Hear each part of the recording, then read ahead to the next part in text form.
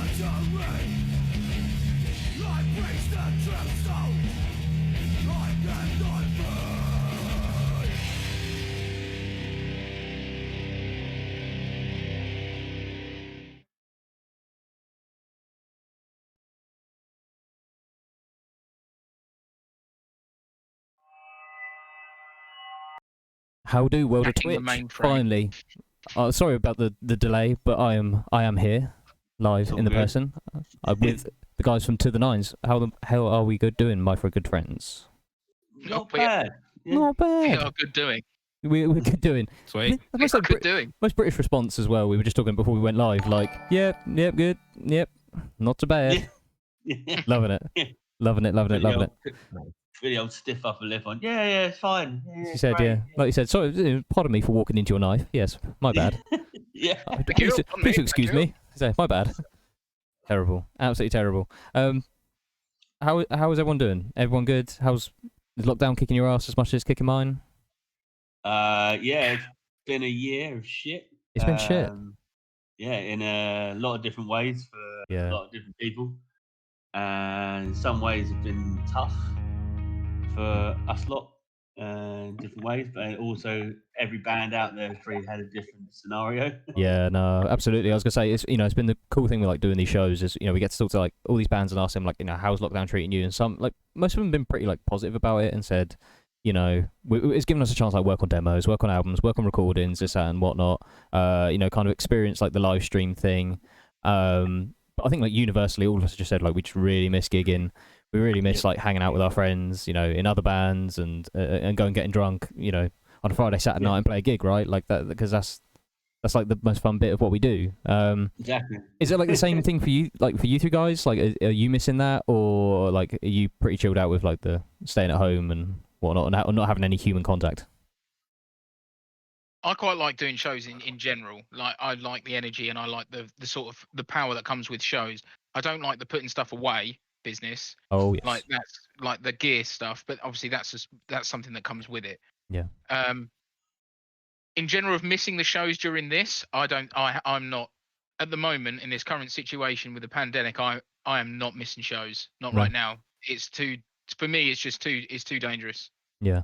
No, it's a scary like situation, isn't it? And as much as like it feels like it is getting better, I still feel like, you know, if we start going doing shows and getting like loads of people in small spaces, it's gonna cause a massive fuck up. But I mean, like, how about the other two guys? Like, I mean, how is the lack of live shows like treating you guys?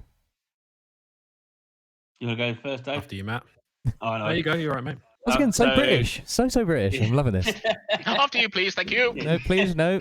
I must insist you go first, please, Matt. Well, no, yeah, you just don't want to be like a chaos on Twitch and it's just a ball of sound. Like, you know, you want it to be that single driven. That's what me and Jim do. Like, we talk over each other all the time, all the time. So I'd say I'm missing it because obviously being at the front, being a front man, I guess, is I like, you know, getting involved, but on the other side of things, you got to be safe. Yeah. And we've all had to be sensible so much. And I think what I miss about gigs is that you don't have to be sensible. I was going to say, when you're yeah, because you know when you're you got your different persona when you go on. I know that sounds a bit silly, but you know, no, it's true. We're all real to a point, but when you go on, you know, onto the stage, I've got the 4 guys behind me that I'm all good for, and I know they're going to give the best show they can. So you want to, you know, get in people's faces, being a hardcore band. You don't want to fucking take shit from anybody, but you can't really do that when you've got like a Pfizer in front of your face. Like, please, God, let me out of this nutshell. Like, you know what I mean? It's like it's just not going to work. Why did you go all Austin Powers? Yeah, I don't know. It just felt like it. But then, like, also with the hardcore way, we've kind of been social distancing when it comes to pits. So exactly. all these metalers are going to have to get used to like grabbing different bits of air or picking up change and moving space. You know, they've got to get used to that. That's totally what the thing, like the opposite of a mosh pit, where you got to keep 2 meters apart but still mosh. Yeah, no touching. Kind of. No touch. Yeah, I don't know how that's going to work, but you just every time you gig, open this shit up now. You got to have a 2 meter rule. Stick with you and make sure to really open this shit. Yeah, come on, guy, you over there. You're come on. Yeah, instead of a wall of death now, because everyone's had no contact, be like a wall of hugs, like yeah, but you know it won't happen that way. No, exactly. After 3, you go hug. Yeah. No, don't worry. As soon as someone can win kick a bitch in the face, that's what someone's gonna miss. You know what I mean? Exactly. Exactly. I've never done that. No, but you know what I mean. Like, I've never done that in my life. I don't know. You would if you had the chance. Well, I like it. I don't know. I don't think I could windmill kick anyone. I don't think I could, like, physically. I just don't think I could. Yeah, I think pit etiquette's going to change, though. That's the yeah. I think the whole scene is completely going to change on its head because live shows in general are going to it's not a case of that the music itself is not going to produce those sort of feelings. It's going to be people are going to get really riled up and be like, yes, I'm going to go in the pit, and then they're going to walk up to it and be like, nah. Oh yeah, man. Like, actually, maybe shouldn't be doing this. I don't know. Yeah. Maybe not. No. Or it'd be like, I'll see at the side. It'd be like the metalcore guy that did that meme during lockdown, like disinfect your surroundings. You see that? Oh yeah, yeah. Remember? Yeah, it's amazing. It's like basically he's got this canister in it to go a beat down, and he goes disinfect your surroundings. And I can just imagine like everyone going up to a pit going hand gel. It's gonna get to that point. It's gonna get to that point. Yeah. Please wash your hands before joining the mosh pit. Or do you remember the download where they sectioned off like a part of the actual festival, and you had to go with a band that let you into pit? Do you remember that? Really? Yeah, that happened. One download. It was like years ago. Maybe we could get like you know those revolving doors, like the glass ones. Maybe we could use those for a circle pit. Like you could create a really big one, But everyone has like their own little bit and they run around in a circle. No, I'm throwing ideas out there. If there's anyone on Twitch, that's a bit of an entrepreneur, wants to make a few quid, hit me up. Oh, that'd be amazing though. I'll turn up late, but I've got an idea. You're gonna get that one drunk guy that gets stuck in there and just literally spinning for days, like skidding on his face. Help! Been trapped here for 2 days. Oh, mate, brilliant. Absolutely brilliant. But yeah, no, I totally agree. I think like the scene, I mean, I think it can go one or two ways. I think either, when we're allowed out again, like people are going to want to go to their local live shows and there's going to be a bit more of emphasis to go out to the local live shows. But like I say, it's just going to be interesting to see how like that's legislated, how like the venues are going to legislate it and run it. So like that's the big like unknown quantity at the minute, I think, for everyone. So I think it could get bigger local shows because like for example, before lockdown, you go, hey guys, we got a gig coming up, yes, and you like you play to like 5-10 people sometimes, right? But I think people, because they've been so locked down, would be like actually make a concise effort of wanting to go to gigs. I think so. Well, I hope so. Anyways, I sincerely hope so. But I think venue capacity has a part to play on that, because if you need to keep distancing throughout everything, you're going to basically venue capacity is going to go down to a quarter, at least a quarter. At least, yeah. So, sort of the way that the big shows are going to be a quarter of the people. So you go, this is a 200-person venue. A big show for that venue is going to be 50 people. Precisely, and that's something really weird to get your head around. Like, big shows will not be a lot of people anymore. They weren't big, yeah. It's going to be so strange. I don't know how everything is going to go around that. Yeah. But yeah, our whole sort of concept of what a big show is going to change. Yeah, no, as I say, it's scary. Like, it really is scary to, as you say, think about that. But I don't know. Yeah, who knows? I that's one of the good, big unknown things. But like a festival could be 1,000 people now, and that's it. Yeah, which is insane. On all of those massive fields, 1,000 people at a festival, and be like, "Yeah, we sold out." Yeah. It's just weird. I don't know how they're going to continue. That's it. And you're going to have to like space. It's going to be like it was in the 80s. Yeah, it was. that's how it was in the 80s. You just had like one day, like 6 bands, and it would last all day. And the maximum was like 16,000, I think, for like Milton Keynes or somewhere like that. It's mental. Yeah, it'd be bizarre. I personally can't wait. I absolutely fucking hate being around people. I just like playing the shows. The guys and will attest. I'm probably, if you need me, I'm found eating chips in the van sometimes during gigs. I'm not a social. That's true. He's done that.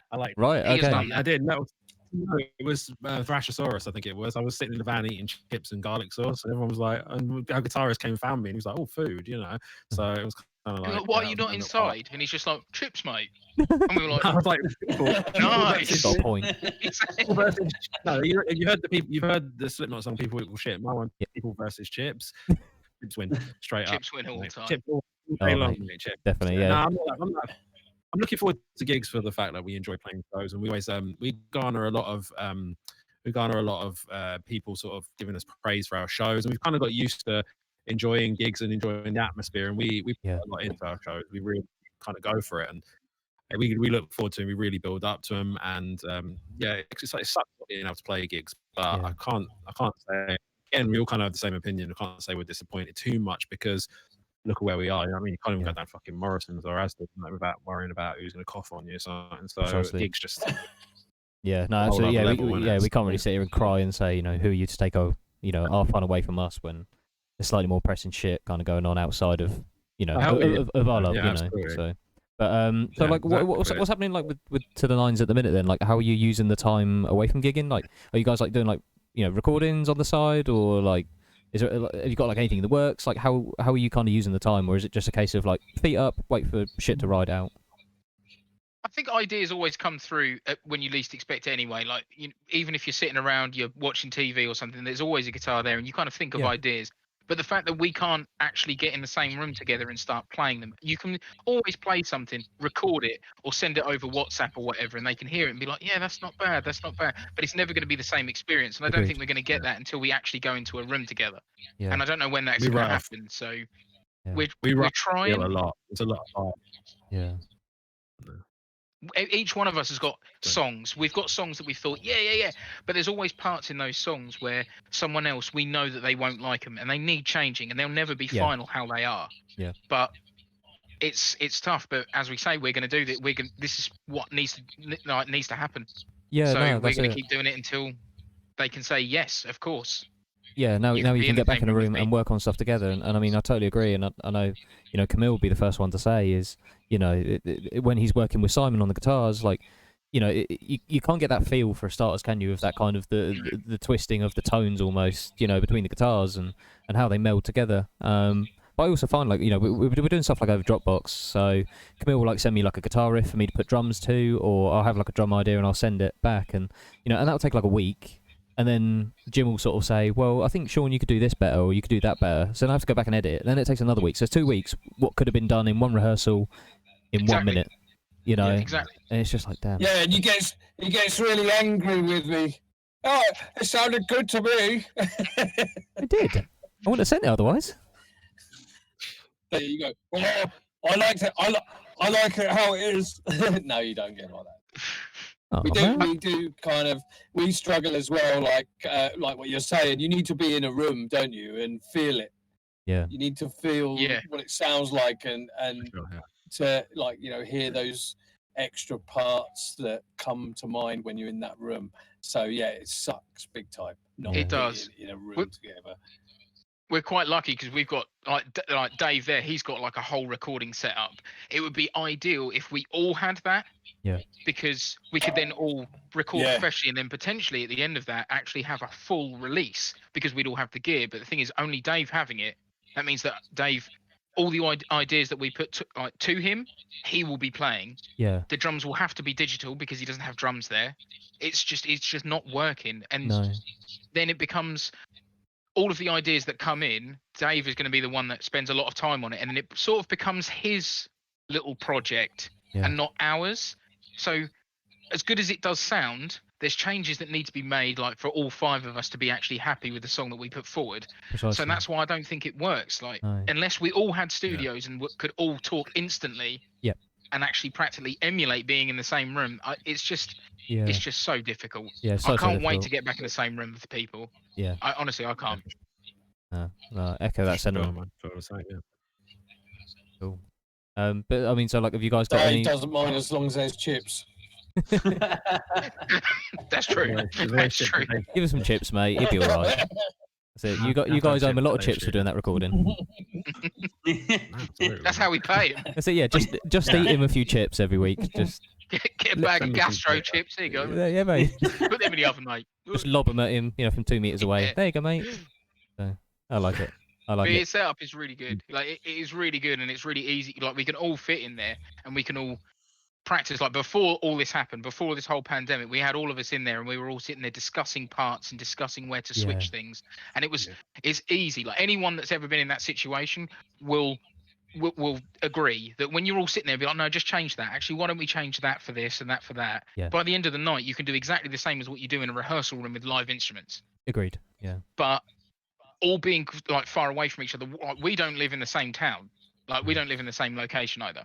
Yeah. Like, I live in Felixstowe, Ipswich for Matt, Stowmarket. It's just we can't really just sit there and be out. like, oh well, we'll just meet up on the sly. You can't do it. And Precisely. that's probably been the hardest thing within the band. Even though I'm sure the temptation there as well. You guys all over as well. Yeah, well, Jim's down in Thetford. There's myself, Camille, and Simon who are in Norwich. And then there's another guitarist who's helping out at the moment who's looking to become a member. So who's down in High Wycombe, so like miles away. Oh, geez. So, yeah. Trek, Yeah, it's big time. So I mean, it's like a 2.5-hour drive. So yeah, but I mean, but thankfully, like, there's 3 of us that's in Norwich, and Jim's really cool and like doesn't mind coming to Norwich if when for rehearsals and things. So we're really lucky in that respect. So. Cool. That's good. Yeah. That is good. So how is like the kind of makeshift recording process going at the minute then? Like, have you got any like ideas that you can maybe start teasing people with, or is it just only ideas right now? Yeah. It's only ideas right now. Like we've got riffs with no names, we've got words with no songs.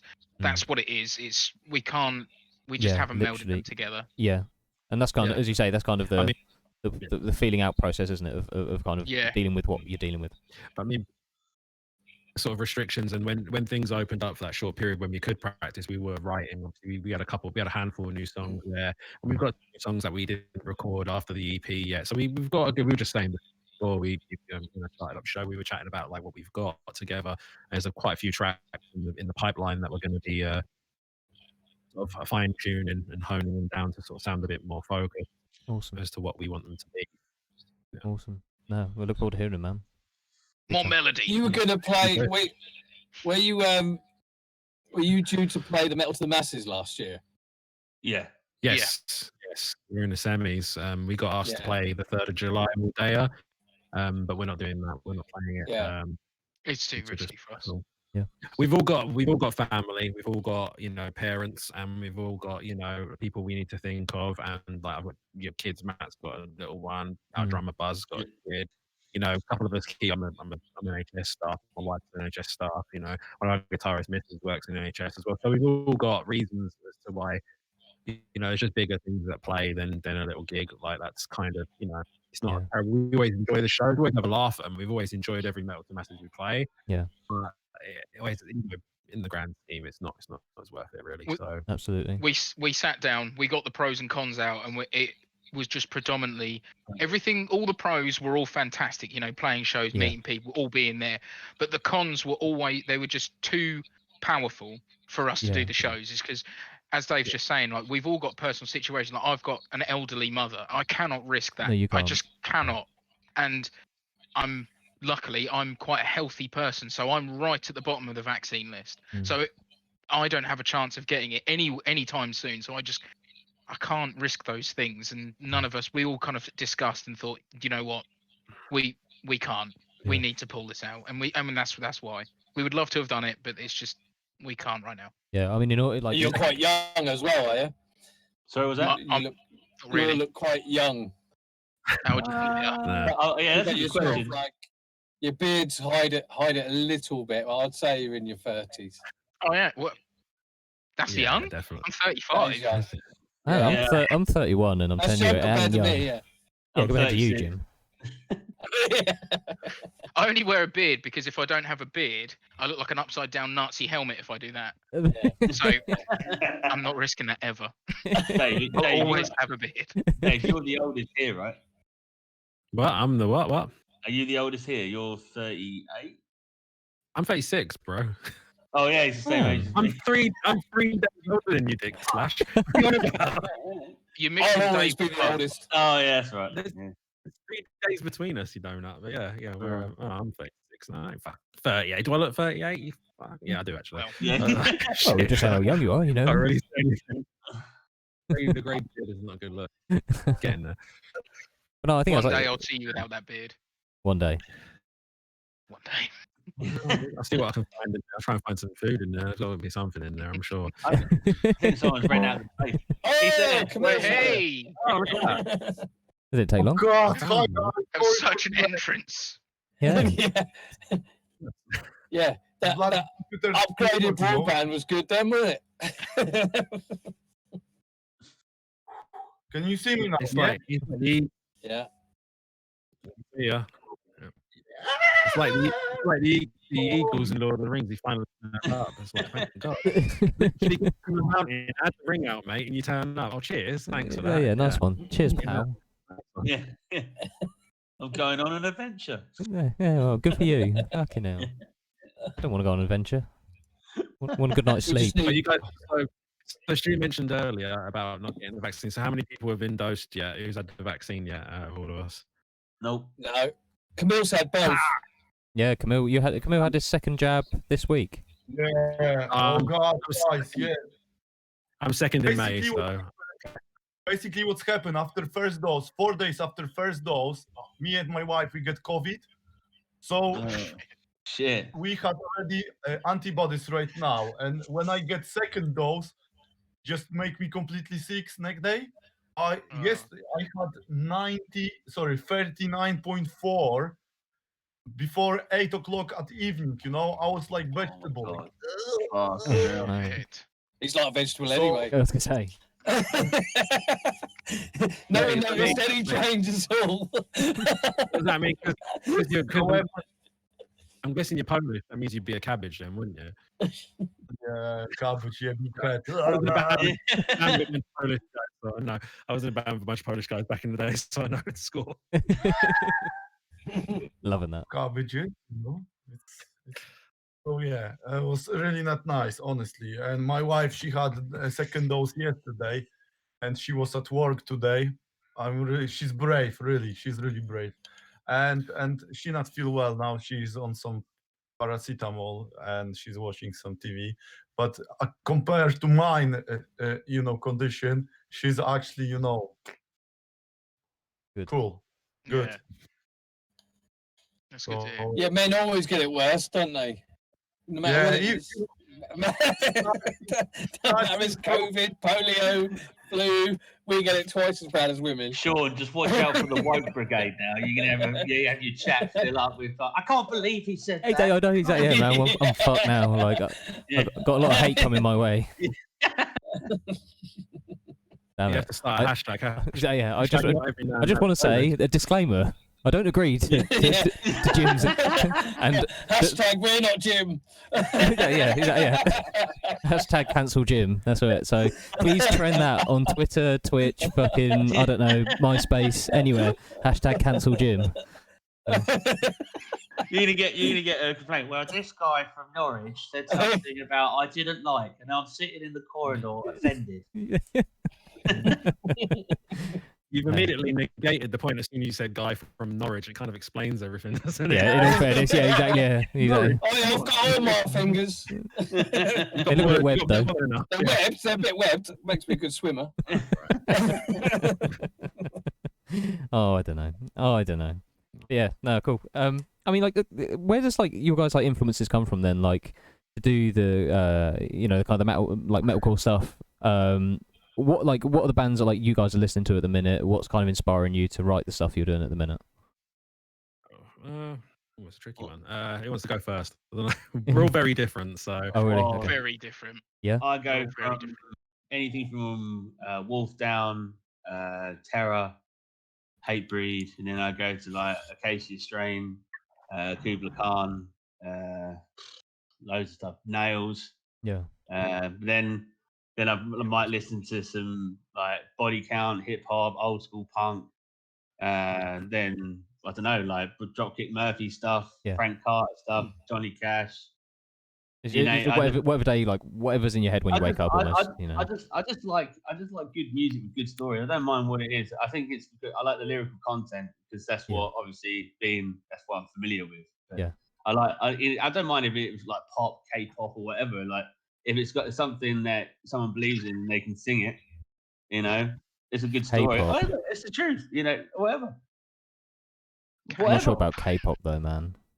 Oh look, You like? hey look, You like can't be. fucking K-pop? That's what you. Yeah. I Anyone can- don't even know what that is. I can't remember anyone. I listen to anything on the radio, like anything. Oh, right. Like, you know what I mean? They have, It doesn't matter. They've got like K-pop band names. I'm pretty sure don't make sense. They're just objects, like English word objects. Yeah. Like, I'm sure there's one called window and stuff like that. Yeah, like I think- sponge. But they've just Man, spelled with it like just becomes- hashtags and stars and stuff, and you're like, Yeah, "What?" and that's all it is. One But the of thing those- is, when you listen to them, they're so catchy. They're Yeah. horribly catchy, and I hate it. But one of the new things I've Sure about I've liked recently is like grindcore. I quite like stuff. That's kind of cool. But like, I love Hacktivist beforehand. Yeah. But there's like I think it's called Starlad, something like that. But like, because a lot of the guys, my friends with do like total rock stuff. So you got all the different DJs that like play loads of different stuff, and you might have an obscure track come out and go, oh yeah, that Yeah. sounds pretty, yeah. Yeah. Do you know what I mean? And that's what I mean. It's like I try not to be judgmental, but you can't help it because you're a human being. You're like, that sounds shit in your opinion. But, Yeah. but like Dave's very eclectic as well. I'd say he goes, speaking perhaps for himself, but Yeah. but like when it comes, you I'm lying fine fuck. with flashing lights. What do you mean? I'm not epileptic. What are you on about? Oh, there comes the other woke. Oh no, here we go. I'm Yeah. gonna have a job on my hands we in the kind of morning. Yeah, They all have but like different influences, and it kind of it's yeah, good to like mix that up a little bit with style and stuff. And I think because we're like me and Stu are both guitarists, and we both play. Obviously, I play bass in the band now, but we both play both, don't we? So we have different influences of musicians as well as bands. So it's Yeah. it's nice to have that and kind of bring that to the band and try and use our different sort of outlooks on how songs should, start, progress, finish, however different things do, like drum patterns. I'm trying to like now in the band, I'm trying to sort of bring in sort of influences of like a bit more of some of like one of our new songs has got like a bit more of a speed picky sort of section in the intros and stuff in the beginning. And newer songs I wrote brought into our drum was like had a little blasty section in it, which we've not done before. Cool. So it's kind of nice to try and do a few new things. It feels like it's good to try that. But Yeah. I think we were saying before, like me and Stu were saying about influences in the band. We got like our guitarist Teach. He writes very much like riffs. He's very much a riff guitarist, isn't he? And Stu's very much a hooky kind of guy who writes lots of catchy sort of melodic hooks and things like that. And I sort of bring songs and I sort of look at structure and stuff like that. Yeah. So we have a very different approach and different influences, and it ends up being, pretty, handy. No, for that's us that's really cool. in It's, the it's end. it's really nice that like you can We kind hope. of look outside of the fishbowl from like different perspectives. Especially if you've got like a guy that's a melody guy or a rhythm guy, and then you got yourself, as you say, who can then maybe knit all of it together. So it sounds like you've got like a really wicked little team, Yeah. on the guitar front there. Yeah, yeah. We wear our influences pretty like heavily on our sleeves with like riffs and stuff. We like a lot of. We do have, I think, a good cross section of bands we all like. I like quite like. I was raised on sort of Sabbath and Zeppelin and bands like that on my dad's side, and then my mum loved disco and shit like that. So I don't mind a bit of Earth, Wind and Fire and Motown and stuff like that. But I also, as a later time, I kind of a huge love for classical music and sort of, and then death metal and stuff. And it's just a bit of everything. I really like. I just like like Matt said, I like good stuff. Like if I'm listening to music in a day, I'll listen to lately Decapitated. Constantly listen to Decapitated. Love them, one of my favorite bands, and then. I like Nina Simone. Love Nina Simone's Live in Paris album, one of my favorite albums. That and then just a bit of everything. Like Cool. It's nice, good. I think that's a way to be as Good well. I think like having an open mind, to music. It's just all of a sudden you can find, a really obscure piece of inspiration from something completely obscure. You know what I mean? And all of a sudden it's still that missing piece of the jigsaw for a song you might be writing, or it's something in your head. It's a lyric. And you just you kind of got a block, and then you find something in the most random of places that kind of fills in that block. So I think that's where having an open mind to music really helps. Yeah, I think it's the same with all media as well, like movies and books and stuff. It's nice to kind of take the influence, like certain lyrical content and themes. I think when we were writing the EP, me and Matt kind of collaborated on the lyrics. Yeah, I have really good part with the lyrics and stuff, That's kind really of cool. themes and things that we see around us, and Matt sort of set the themes, and then we kind of built it around that, and it kind of. And the songs were like evolving as to the moment when we were recording, and we were kind of writing lyrics and writing lines. So it's like, you were doing it at the same time, weren't you?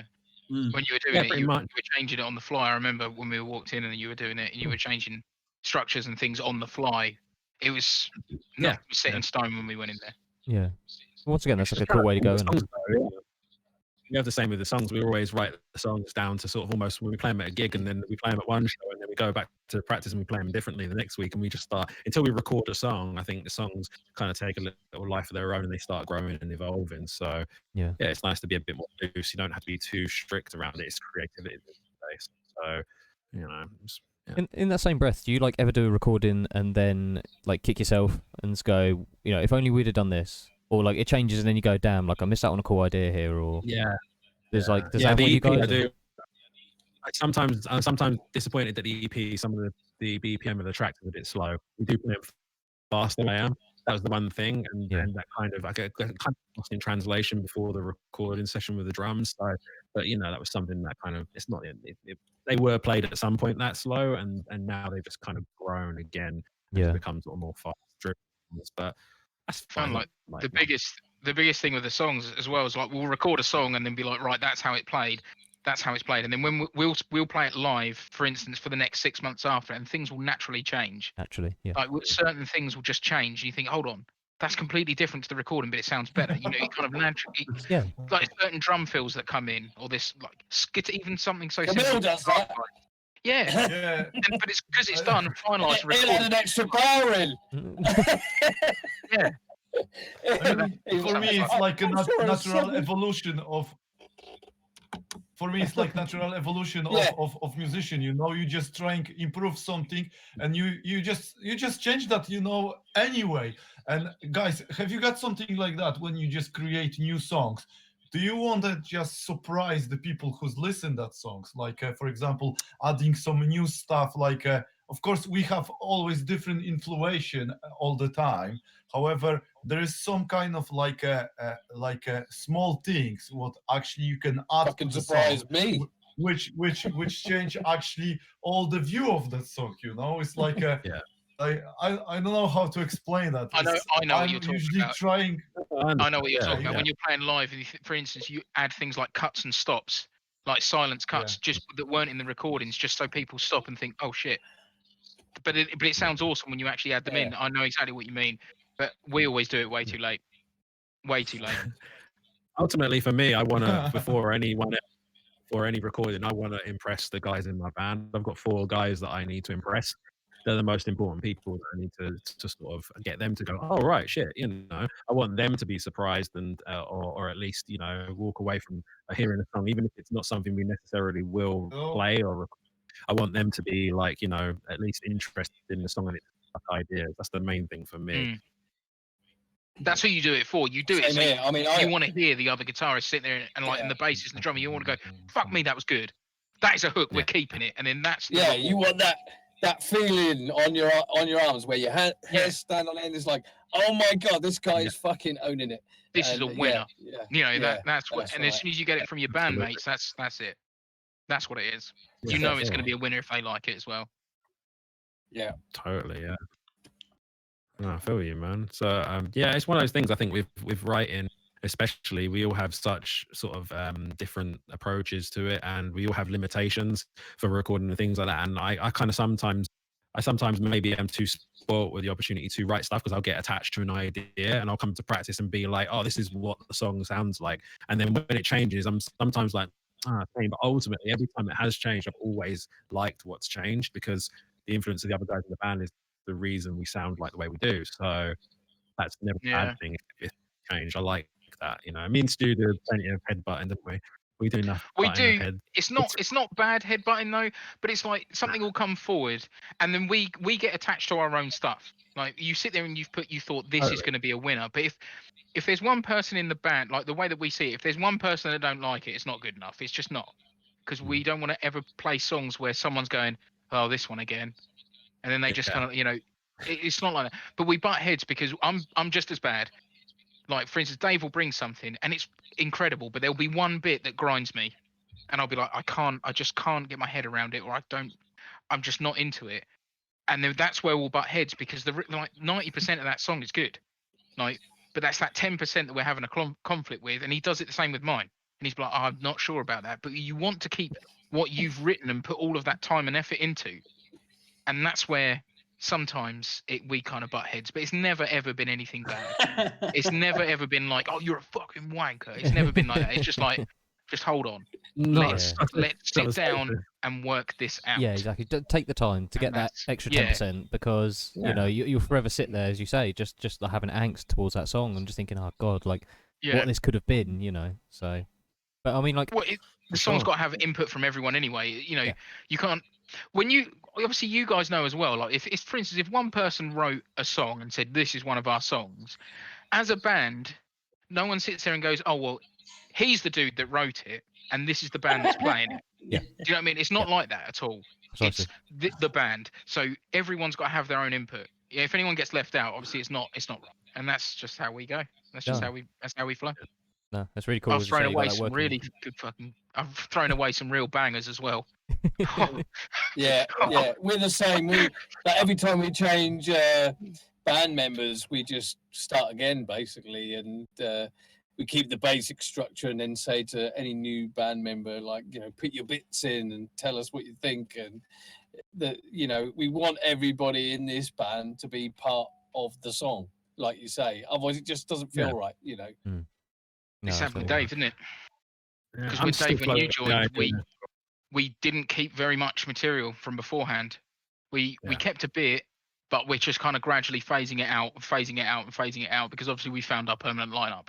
Like, well, unless someone sits there and is a dickhead, but We don't plan on changing it. Yeah, it's going to be Matt if anyone, and he's easy replaceable. Like Jesus Christ, just get Yeah, the bloody get a bear at the front. Like, Get a tape recorder. Exactly. I'm one Good above show. a roadie, mate. One above a roadie. I'm still working up. I'm still working up the courage to float the idea of becoming a Lost Prophets cover band. No, No, stop that there. We don't talk Okay. about that. Another disclaimer. Ian Watkins is not in this. Stop it. We can edit this. We can edit this. Jim, you've got a lot of editing to do when you get to this video. Yeah. You're going to see Stu come through with a Hives track in a second. Oh, the Hives. Wait, right, the Hives are that's banging. it. The Hives are one of the best bands ever to grace this planet, and I'll not have anyone say anything against it. Ooh. Seriously, Ooh. as soon as we have a gap at practice. Oh, mate, I like the Hives. I like the Hives. Right, we've had a question come in on Twitch from Donna Aldred. Who is each of your favourite influences, music-wise? Just one. So I'm going to start with Stu on the screen. So Stu, Dave, Jim, Camille, myself, and then Matt. So Stu, what is your favourite influence on your music? Straight from the path. 100%. It's just the perfect mix of melody and experimental guitars, like atmospherics. And it's just fat hardcore. It's incredible. A solid answer. It's a bit political, but they're the band that I go to. Like, Yeah, 100%. That's my influence. Cool. Dave. Dimebag. Short answer. Oh, legend. Jim. Easy answer. Nothing more to say. Mate, yeah, I was gonna say that's such an easy one. Jim. Oh, fucking hell. Vocals has got to be Phil Anselmo, I suppose, or Devin Townsend. So I can't really do just because they're both completely different. Yep. Yeah, Devin. Second answer. Loving that. Camille, your one favourite influence? Mnemonic. Mnemonic. That's my favorite band. No, your guitarist influence, yeah. That's gone through everyone's heads. Yeah, I was going to Did say, anyone yeah. hear that? Just blown my eardrums.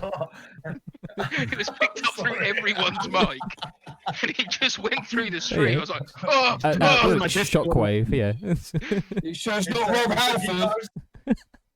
I just want to admit that guitars and vocals as well. That second album is actually the best album what I ever heard, and basically, and I've stick to that for last 10 years, I think, and I just love it. Mnemonic, yeah. Love it. Matt. Hatebreed. Another solid one, man. I started out with them a long way ago. Yeah. As a youngster, and Jamie Jaster, Hatebreed, but obviously I do like the new stuff, but the old stuff from from listening to like Prisoner or Puritan and things like that, and Proven. But yeah, it's Hatebreed for me because I've seen them so many times. Awesome. I'll have to say. Go on, drummer, tell us. That's why it's Mike Portnoy. Go on. Oh, what mate, that? Not Mike Portnoy. No way. Mike Porntoy. No way. Porntoy. Mike Porntoy. No, Pantera. Solid Pantera. If I'm ever when it comes to music, if I'm ever not feeling, I don't know, the groove, it's always Pantera. And even funny enough, I was just watching the 3 Vulgar videos. I was watching them on Friday night, and once again, it just gets me revved up, man. Just to make music, to have fun. Who farted? Who sub-dropped in the middle of the conversation? Someone who speaks dubstep here? Who did that? I think it was more. Someone dropped a bollock. I think, but yeah. Did you just hit puberty in the middle of a stream? That's very odd. Yeah. Sorry about that. What was the last gig you guys went to before lockdown? Sorry, Matt. What was the last gig you guys went to before lockdown? Oh shit. Fuck. Last gig I went to before lockdown was, I want to say, can someone else answer? Because my mind's gone blurry. I'm trying to remember now. I get so drunk at gigs I can never fucking remember. But... I can't remember. It was Brickmakers, Jim. Oh, cool. It was something at the B2, wasn't it? Yeah, that was with Rami Ching. Yeah, it was last gig. Oh yeah, it might have been the one we put on. Yeah, but I've been to one after that. I'm sure I've been to a gig after that. But no, we haven't, because that was first Simon's gig with us. So after that, he didn't play. I mean, we had that online gig, but it doesn't count because that was during the lockdown. Yeah. So before lockdown, that was Brick Makers with Ramage. Cool. Oh right, That was Ramaging. Just come That back to was- me. It was I saw That Royal, was the last gig we played. I saw Royal Republic at the waterfront in Norwich. Oh, cool. Nice. That was really random. Like a friend of mine just said, "Oh, I've got a spare ticket going. You fancy going?" And I was like, "Yeah, all right." And and they were fucking brilliant. They were so good, so good. So good. If you haven't heard them, check them out. They're really cool. Really cool. Mine was the Faces of Death tour. It was Decapitated in the Vicera. And then that was the day before we were in London. We were staying in a hotel because we were a couple of mates and stuff. And then I said to the guys with us, like, we're going to go into lockdown tomorrow. It's just posting up on my phone everywhere. And I was like, we need to wake up early, get breakfast, and get the fuck home. Fuck yeah. We're going to get stuck here. Yeah, man. And then so like basically like me and Dan, everyone's like, quick, eat your breakfast, quick. Yeah, quick, get home now. I mean, I got married on the 7th of March last year. Oh, congrats, man. Like, 3 days before we went into lockdown, like. Yeah, literally, we got married in France, and we arrived back here, and I know, well, yeah, exactly, yeah. It sounds like you never met her before, or him before, or whoever. Like it's like, oh yeah, I got married in lockdown. We seem to keep coming back to irony. Before lockdown, we got locked down, so it's pretty. I know. Yeah, man. Again, I think my last show before lockdown and all that stuff was Slipknot at the O2. And Mrs. went to that. So cool. it was that was a good show. That was really. What's your opinion? Nothing. Go on, man. No, sorry, man. No, you carry on. I'll ask a question when you finish. No, go for it. I was done. Yeah. Oh, cool. No worries, man. I just wanted to get your opinion on Slipknot live because I saw them back in probably about 2012, 2013. This is kind of when they still had Joey in the band. Yeah. And if I'm being honest, it was at Hammersmith Apollo, and I really didn't think I didn't think anything of the gig. Machine Head. That was Children of Bodom opening up, Machine Head, and then Slipknot. There, yeah. Oh, was it? Yeah. One, yeah. Man, like I'm originally from London, so I grew up in London. So I'm a London lad. I'm not Suffolk lad himself, but I've only been in 6-7 years. So I used to go to gigs every weekend, pretty much. I'd go to every gig going. But Slipknot Live's a funny one. It depends when you see them. I saw them first '99 when they played the Astoria over here, and they launched the album over here. And I saw them on like the Iowa tour, and I saw them on. I've pretty much seen them on every album, barring probably one. Okay. And they're always brilliant live for the fact it's a spectacle watching them. Yeah. But you kind of when you get them, it really depends on how good they are. Yeah. It just depends the sort of the old Slipknot's you can't even compare the two bands. The old No, you Slipknot can't. and now they're just absolute night and day difference between the bands. Yeah. So I my problems with the band itself on some levels, but ultimately I can always go back and listen to the old stuff. I don't have to love the new stuff. Yeah, I agree.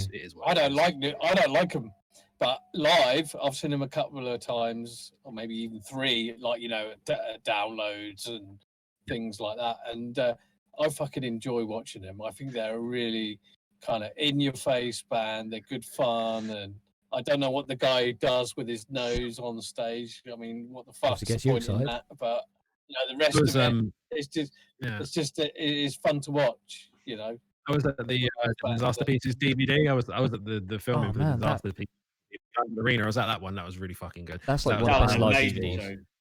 That was an amazing show. 1 minute silence, American Headshots. But what you can't get from the one thing you can't see from DVD is that obviously at the time London Arena was the ice rink, and they put the boards down on top of it when they have an event, and it started melting. It was just so hot, and it was just water coming up through the floor when you walk, and your feet were soaked the whole time. Yeah. And when they did the part, everyone got on the floor, everyone got up and was just soaked, and it was quite fun. It was a little experience. Yeah. And it was London Arena, so it's the arsehole of nowhere in the arena, so it's quite fun, quite a lot. Oh man, that's like it's like being a piece of history as well, like being there for that gig. Because I say, like for me, that's one of the best live shows, like live DVDs, like recorded shows I've ever seen, hands down. Yeah, insane, absolutely insane. So, I did see Corey Taylor live on when he done his acoustic tour as well. I thought that was really cool. I don't know if you saw that. Cool. No, I didn't see him on that. No, that was really cool. I mean, the guy's a fucking he's a genius, man. I got a lot of love for that dude. What about the best gig you've ever been to? Oh man, shit. Best gig I've ever been to. Probably for like all the wrong reasons. Shit. I'm gonna say CKY at the Electric Ballroom. You profits, weren't you, there for a second? No. Sorry. But like purely for like the stories, because like me and a friend, we were drinking in Camden all day, so we got there and there's about 15 people in the queue. And we were like, yeah, we can get a few brewskis in. We went for an hour, like went and got a few pints, come back, and there's just thousands of people. And like being a drunken asshole and being a bit of a fucking dick when I was 20, I just like wandered up and like tried chatting up some girl that was about like 10 people back, and stuck in the queue. And how I didn't get my head kicked in, I don't know. But I know what you're gonna say, Stu. I know what you're gonna say. Thank God you said people back. There was too much of a gap. You're like, oh, I chatted up a girl that was like 10. No, yeah, shit, yeah. I know. I was saying something, and I was like, there's something wrong about what I was saying. I was like, damn. I lost profits gig. Yes. Damn.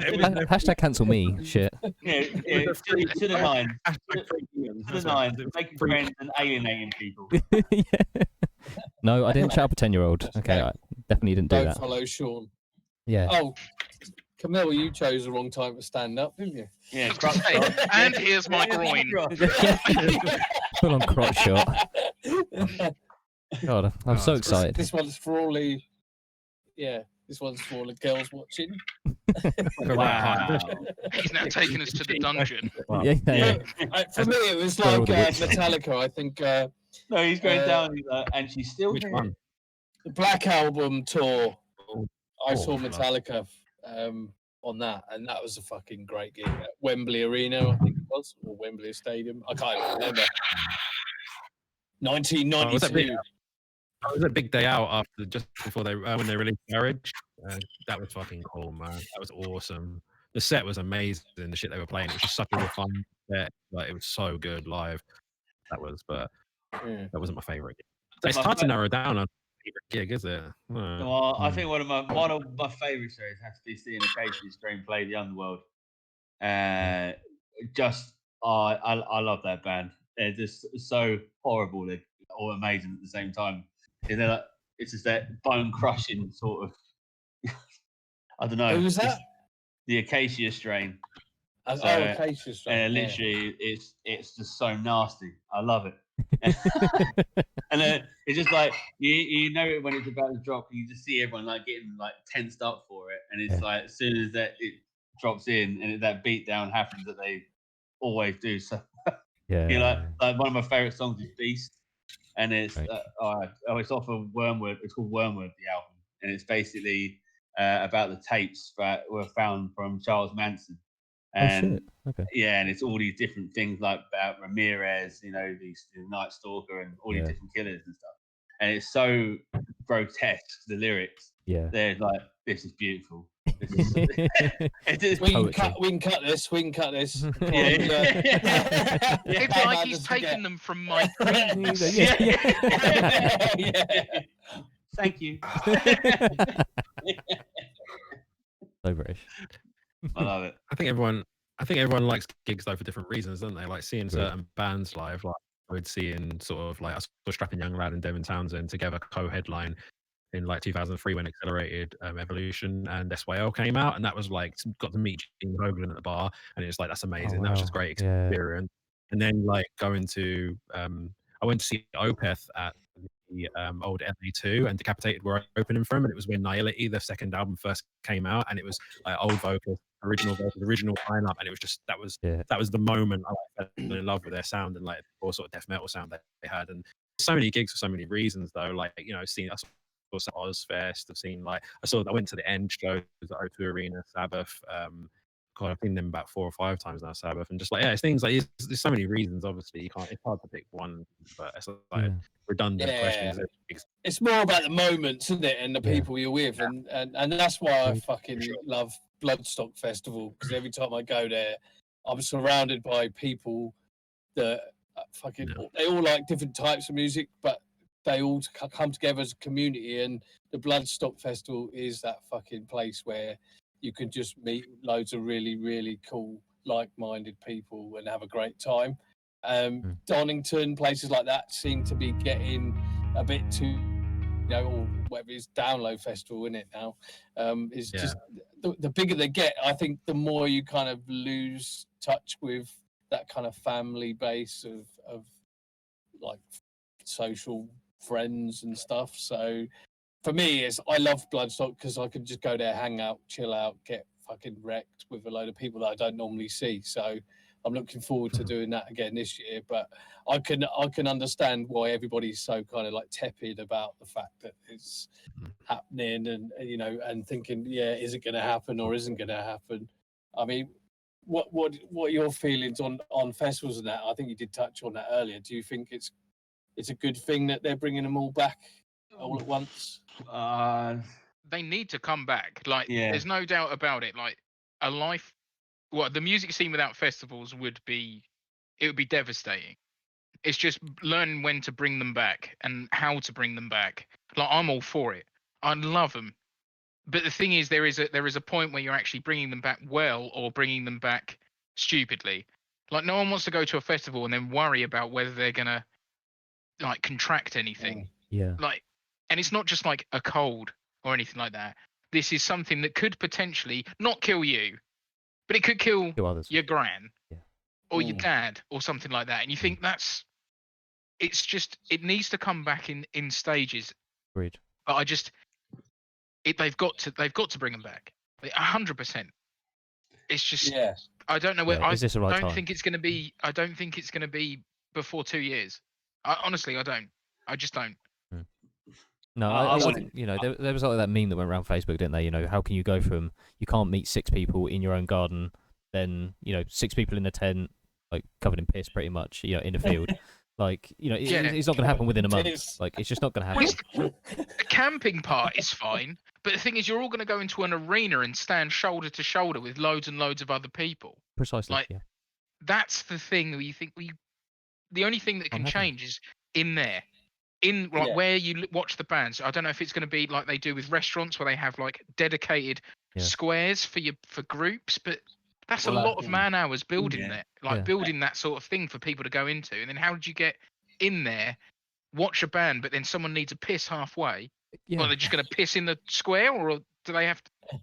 It's no different from any other festival, I suppose. Well, yeah. I totally agree. More thought. Exactly. It'd be even worse if you had a closed area and you had so much piss it comes up to your eyes and just. Oh yeah, if it's like a perspex box. Yeah, swimming in your own piss. Seals. And like, the more that you piss, the more that you can like float and rise. Like, it would smell like the old phone boxes. Do you know what I mean? The thing is that you have to get the old 10Ps to ring up and go, excuse me, can someone get me out? Yeah, I'm drowning in my own piss. Yeah. I've got another question just come in from. Sorry, Stu, you got something to say, my friend? No, go on. I can do the. I know you need to go soon, my friend. That's absolutely fine. I'll answer this and then I'll go. Thank you, my friend. Donna Eldred, come in with another question, controversial question. Controversial, this one. Oh no, another hashtag coming my way. But do any of you listen to women in rock? I personally struggle with it. So I do. I hate the fucking fronted female genre. I think it's a load of fucking bollocks. Right, let me shut him up. Let me just shut him up right now. Because I know what he's talking about. I know exactly what he's talking about, but he can't explain it. Because we do share a similar thing about it.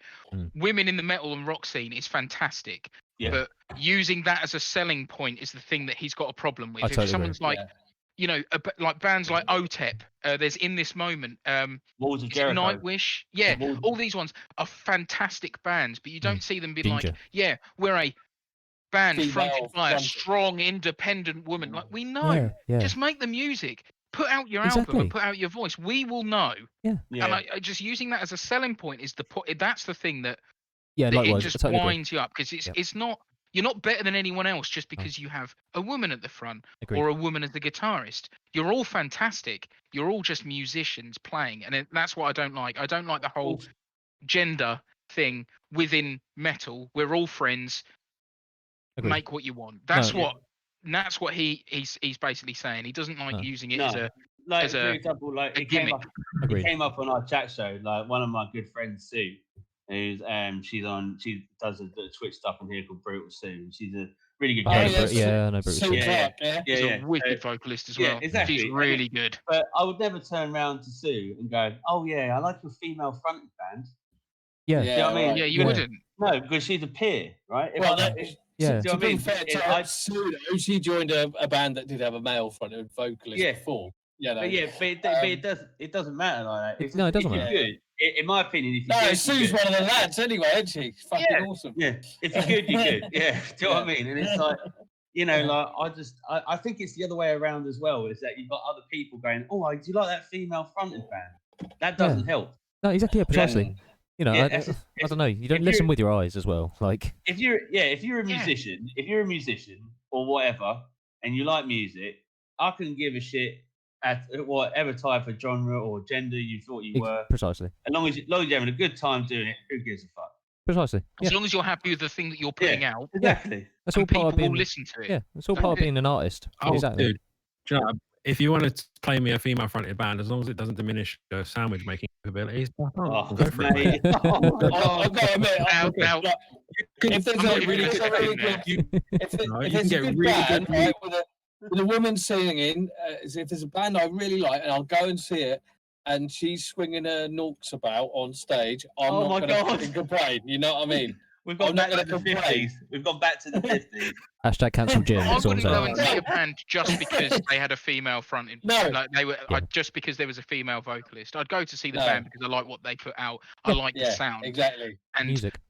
I don't like it when bands use that to their advantage. Yeah, They're agreed. like, Yeah. this band's got tits. I'm Come and sorry. watch. Like, Mate, I'm no. you can being able No. to vote, mate. I can't get over that. That's just hard enough as it is, mate. So you know, There's a time and a place for this, Dave. He's always like one this. thing at a time. He's just sarcastic. Seriously. He's just a tosser. What a It's hard. bastard. It's hard What a work, mate. bastard. It's hard work. Yeah, I- that's how- Stu, have I you got saw like one another? of the Sorry, band. sorry, Camille. Sorry. I just want to say that I saw one of the band on one of the festivals when they have a female member, and she was gorgeous. Really, everyone just looking on her and on that band. However, me and my bassist, we just figured out that she can't play. Actually, she just Yeah. on the stage, and Just everyone just yeah. looking like, what the fuck? She's not playing. She's That won't be her That's fault though. That would be the completely fault different. of the whole band because Yeah. they're obviously using it as a gimmick. That's- It's their that's precisely shtick, the that's point. what they're using to Yeah. pull people to their shows. It's not about the talent, the writing capabilities, any messages they have to say. Mm. They need to bring people to watch them through stuff like that, and I don't wrong. think that's right. Not for any live scene. There's no place for it. No, There as is I no say, place yeah. for I mean, for me, it Right. has a complete opposite effect because it's derogatory. But You there know. was Yeah. lots of people who's actually just watching that band, and not all of them figure out that girl, she just She's playing to a backing track.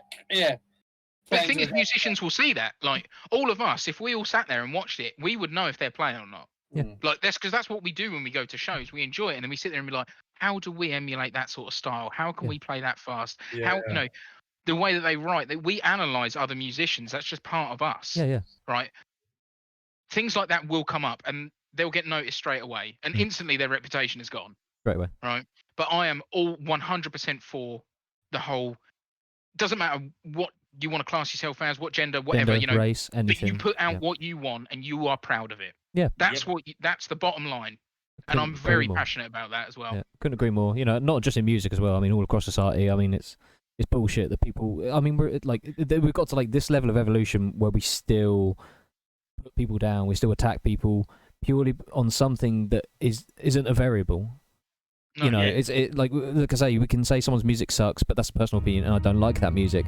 But I can't turn around to someone and say your race sucks because that is so incorrect. It's so fucking. It it's boils my disgusting. blood, man. It angers me so It's- much.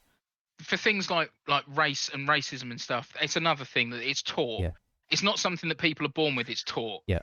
And people need to stop teaching it. Yeah. Because we are all the same. I'm only- If you- The only race I've got a problem with is the 100 meters because I'm not that fast. It's There really we hard. go. I thought you had Children. something really legitimate to put into And this The conversation. hurdle. I was all And the ears. hurdle. We're on a really serious Hurdle, point. dude. We was doing our best to pull it back, you know, against this hashtag cancel gym thing, and you had Yeah. to step on Yeah. it. Damn. You did there. It's like if you put two babies on the floor, right? They're not going to not play with each other if they have different skin colors. Yeah, they don't know any different. They're just enjoying themselves. So it's just taught over time, and it's disgusting. I mean, like, Body Count is a really good band that puts that forward as well. Yeah. Body Count are an amazing band with amazing messages, even though they say the word hoodie a lot. Oh God! Like every song's got the word hoodie in it. And I'm like, yeah, we get it. We get it. You got shot in the back with a hoodie. Yeah, I got it. Just okay, fine. Yeah, just come on, get it out of your system. Come on. Yeah, cool. Stu, are you able to hang around for like 5 minutes? 5 minutes. I can hang around 5 minutes. 5 minutes. The Beard Jesus. Hello, my friend. Thank you for the follow. Okay.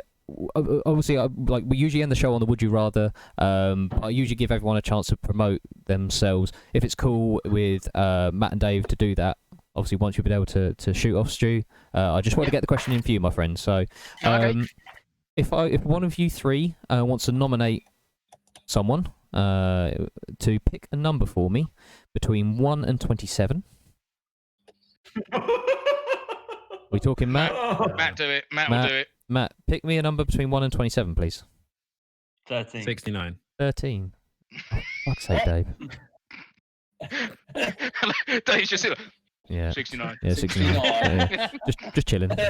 Loving it. Okay. Sorry, number. Right. So this question I want to put to everyone here in the room and people on the chat in Twitch, please feel free to answer, is would you rather get tasered in the gooch or pepper spray up the butt? Tasered in the gooch. Right, now I've got a question here. This is like my element. Right, this is my element. Pepper spray up the arse, right? Mm-hmm. That's rough, right? But being tasered in the gooch, I think guitarists and drummers as standard know exactly what, like, have felt this a lot, right? Yeah. Let me put you through a little story. I'm going to put you through right now. Thank you, so you're sitting, if you're like drummers, for instance, we'll start with the drummer. You're sitting on a drum stool and it's particularly hard, right? You think, oh, it's a bit uncomfortable. Have you ever got that point where you get pins and needles, right, on your bloody stinky bridge or whatever it's called? Yes. You get pins and needles and it feels like you're passing a kidney stone. You kind of have to clench your buttocks, don't you, to kind of like, get something going. But guitarists get that when they sit on the edge of amps and play, or they sit on like the way that they sit. You know, you kind of sit on that little bone. That feels like you're being tasered in the gooch. So I think I could probably take it. I'm not sure about taser though. I don't think I'd want that to me, spray up my arsehole. I just don't think I would. Yeah. I just couldn't. I think it just causes all kinds of implications as well, wouldn't it? Like later on, like it might the thing is, ruin your sphincter. The spray's going to hurt on the way in, and it's definitely going to burn on the way out. Yeah, definitely. Yeah, the taser's just on, off. That's what I'm saying. Yeah, bosh. Like, fuck! Oh, we're okay. Yeah. We're all right. It's like when you like or when you lock a bollock inside and it pops out. That's what I mean. Yeah, like accidentally sit on it almost. Yeah, sit on yourself. Dave, please be the voice of reason. What would you rather go for, mate? Can I have both? Of course you can, mate. Just Sandra says, "Is this a sound of experience?" I think it is. I think I would look at it from the perspective. I would look at it from the perspective of how to deal with it afterwards. Which one's the easiest to deal with? I'm thinking rationally. Now, if you think about the taser, it's a reflex thing. It's muscle reflex. So it's a moment. It's not a momentary pain because it can last. But it's going to be less of a lasting sort of damage. So that would be good. However, it's probably easier to manage the after effects of the pepper spray out the arse. So you got chapstick. Why not? I'm sure Mrs. has got one laying around. You don't have to tell her, and it's all good. You got that. So you got Vaseline. You got ice. You got things. But I think because it wouldn't last as long, I think taser would be the smart. I think like the only caveat with the taser is like it could make you like involuntary shit yourself or something, couldn't it? That's no different to day-to-day. Yeah, but I do that on purpose. I'm not going to say anything. Yeah. See what I did there. Now Jim's going to tell us this wonderful shitting himself story. No. Before I go, I have a question for all of you. Please, Stu. Oh, right. I have a question. And it needs deadly serious, right? I'm being 100% serious. Are you such a bunch of cunts? No. Well, you need to analyse the situation, and I want people on Twitch that watch this now or after, and I want them to think up their own answer, right? How many 8-year-olds could you take in a fight? Genuinely, at the same time, how many 8-year-olds could you take in a fight? And on that note, I'm off. On that note, I'm out. Think about it. Right. I will. See you guys later. Thank you, Stu. It's been a pleasure, my friend. Look after yourself. All the best. How many 8-year-olds could I take in a fight? I don't know. I'd say a All good of them. sort. I reckon. Yeah, all of them. Yeah. I don't know. Jim, help. I've got 8-year-old kids. Karen's told me to shut up. It's probably a good idea, to be fair. I don't blame her. Yeah. I don't know. Well, I'll just tell them. I'll tell them to stop fighting. We're all in this together, and take them down the shop and buy them some sweets. Yeah. Hashtag cancel Jim. You fucking paedophile. Jim, I think I'll just get my son involved. I'll just get my son. Go on, lad. You can do it. Yeah, that's it. Yeah. I don't know. I mean, I think I'd be pretty intimidated with 8-year-olds. I wouldn't know what to do. Like, if I punch one, I'd feel bad. An 8-year-old. No, you wouldn't. I would. Yeah, you can ice your hand afterwards. So it's fine. I don't know. I've got pretty bad hands as well, to be fair. Use your elbows. Kick. Learn to kick. Yeah, just knee him in the head. That's probably not a bad shout. I've got 8-year-old. Well, I'm out. 8-year-old kids. I'm out. I've never had to fight my kids. I've never had to fight my daughters before. They're quite nice to me. So Oh, okay. they're 8, but so yeah, I wouldn't necessarily want to fight an 8-year-old. It'd probably be a bit mean on my part. It'd be a bit unkind. So either way, they'd probably beat me up. So I think I could beat up too many 8-year-olds. So. Obviously, what if the kid had a black belt in karate? How many then? You'd kick my ass, that's for sure. Or wet lettuce. So, Dave and Matt, obviously want to give you guys, like, before we sign off for the show, where can we find your music? Where can we find your social media pages? Where can we find your merch? Please give us, like, the rundown of where we can find your stuff, and for the people on Twitch and YouTube later on. I'll let Dave do that. Thanks, Dave. The main place we've got stuff up at Bandcamp. It's To The Nines UKHC at Bandcamp. That's all our stuff. Our first release before a few of us were in the band. We've got an EP up there, and then a full-length album, and then the new EP on, just featuring the current lineup. We're on pretty much Twitter, Facebook, Instagram, all under To The Nines UKHC. You can find us all up there in all our individual accounts and stuff. There's always sort of bit inactive at the moment because without gigs and things to promote and stuff, it gets a bit like, but you'll find us on there. It's always nice to engage in discourse online a little bit. Yeah, see who's smartest. Definitely not me, but yeah, that's best for us. And the EP's up there, the new one. That's pay what you want for it. If you want to get it for free and just give it a listen, we don't care. As long as people are bumping it and listening to it, we're happy. But if you want to chuck a couple quid our way, it's always going to go to good use. So yeah, check it out and let us know if it sucks. Let us know if it's good. Well, we're happy either way. It's all fantastic. Good. Awesome. And saying that's on Bandcamp, yep. Yeah, Bandcamp. Bandcamp's best. Check. Yeah. Fantastic. Cool. That's the one to check out. So yeah, and everyone, then hopefully have some merchandise come out soon. Just be able to yeah. And that'll probably be like, once again, that'll go all across the social media when that's available. Yep. Yeah. Awesome. So yeah, anyone watching, please head over and follow To The Nines UKHC across all platforms, social media. Also, don't forget your Twitch, man. Don't forget your Twitch. Get people to follow on your Twitch.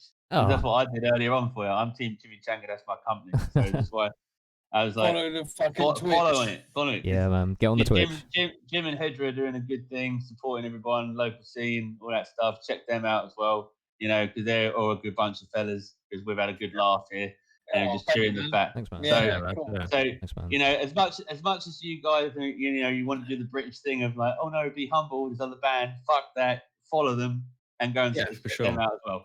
Oh, thanks, man. I really appreciate it, man. Thank you. Yeah, that's why we got in touch and said, like, it'd be really cool to be involved because we like, we've kind of, obviously we're Suffolk based, but we've done shows sort of up and down and around. And when we do go up to Norfolk and stuff, we see there's a good strong base up there, and we see, and sometimes it'd be nicer if we had a stronger sort of base here, but it's definitely building. We've got a lot of good promoters and people up down here that are really doing sort of good things and really have the best sort of intentions. And I can see you guys and a lot of other people are doing that. And like, the guys who put on like Thrasher and Metal to the Masses and stuff, they have a lot of good things going on there. But yeah, I think everyone involved, man. Just go check everyone out, man. Just individuals. We've all got something.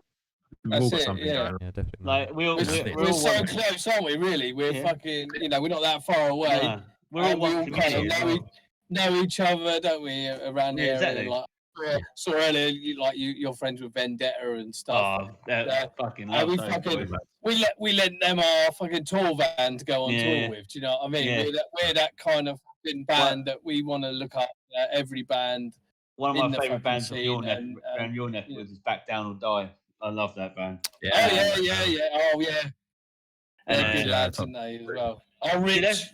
that's what I Rich, miss. I miss being around my community peers. Yeah. That's because for sure. you know, That's the thing, I like, don't get me wrong. I don't really care about the average general dickhead. I'm not being horrible, but like when it comes to like you know people who are in like you know alternative scene or whatever you want to call it, our little community. You know, it's just like I like going. That's why I like going to shows for. You know, just chilling out and seeing people. That's what I mean. Yeah, You that's know, the best bit. It yeah, is the best bit. that's our. This is for me. This is our family. You know what I mean? Exactly. Like fucking me personally. I don't have kids. I've always fucking done music right from the age of 15. I'm now 47 years old. Do you know what I mean? So there's a lot of people across the whole. I thought world. you I don't lived in look London 47 as well though. for a little while. I You don't look about Oh. 25. That's 'cause You look I about fucking- 25. What- 26. That's how he gets the kids. I moisturize. Yeah, I don't have any kids, so I'm going to stay young forever. Absolutely. I Keep punching them 8-year-olds. But yeah, we're definitely as a band, once we can get back together and do some practice and stuff, we're going to start figuring out ideas. I think the last time we practiced, we did a little mini live stream on Facebook of us playing a few songs. We plan to try and do stuff like that eventually. I've just started a YouTube channel myself and doing like stuff around. I saw that with your pedals and stuff you were testing. Yeah, I watched all that. Yeah, it's good. Thank you, appreciate it, man. Yeah, no, I'm just doing gear stuff, going through gear. I'm going to start doing stuff about production, you know, software, things like that. I'm going to start working on it. It's called OGW Studios on YouTube. And it's, OGW Studios. I'm going to. You should review this one. Yeah, I've played a few of them. Yeah, they're not bad actually. Not bad pieces of kit. Until you press that button. Yeah.